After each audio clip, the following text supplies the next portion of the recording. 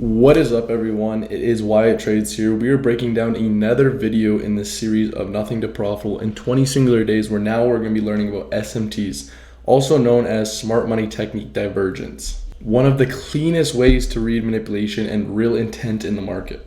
As we keep going in the series, we're going to get into more complicated stuff as we're covering today, SMTs, more kind of subjective things we're going to have to be looking closer into in the charts, as well as we're trading in the morning.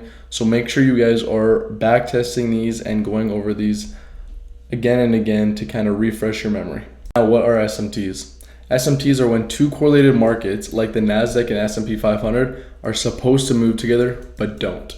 So here I'm spotting a difference in the market between ES and NQ. That could be sweep of a higher high or a higher low on any singular time frame. Do you guys spot any differences in between these two charts with ES and NQ? I'll give you guys a second. If you guys said yes, then you're correct. As you can tell on the left side, we have ES.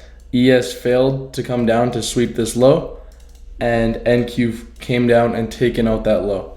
That is called an SMT divergence, when a correlated pair is supposed to move together but doesn't. In this case scenario, we have ES failed to take out this low, like I said.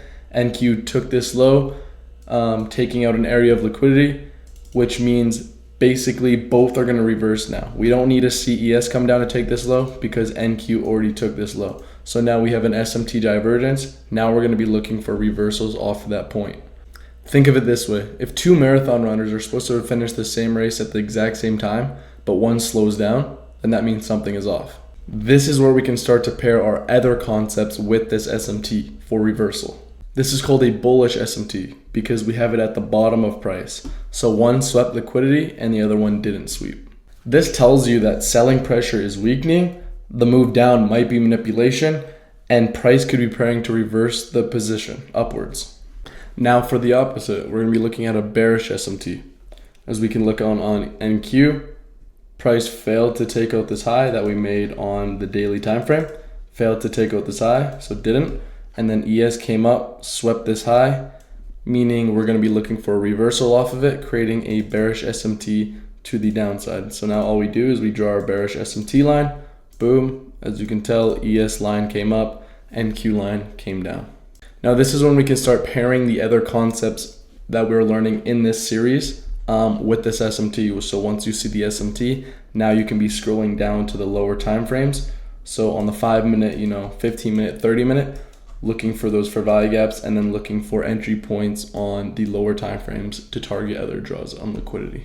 So now this is the part where most people miss. The SMT alone is not an entry by itself. This setup is what actually separates random guessing from actual precision. See, as you can tell, we have a 30-minute bullish SMT. So NQ came down to take out these lows, while ES failed to take out these lows.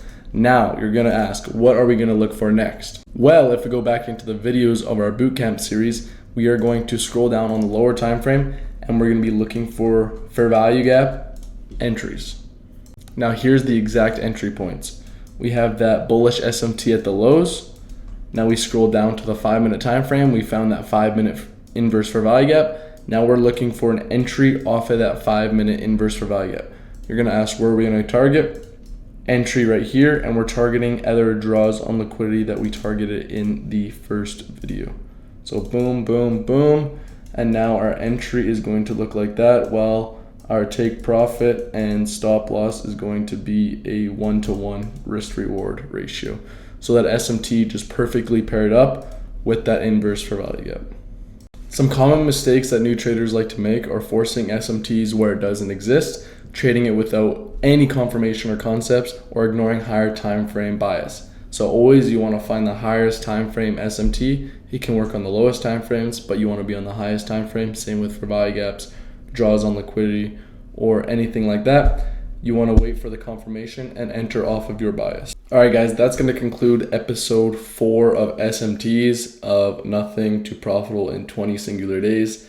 The series is going to get more complicated as it goes, like I said. So keep watching these videos, keep revising, keep reviewing, keep backtesting, and stay disciplined, guys. But I'll see you guys in the next video.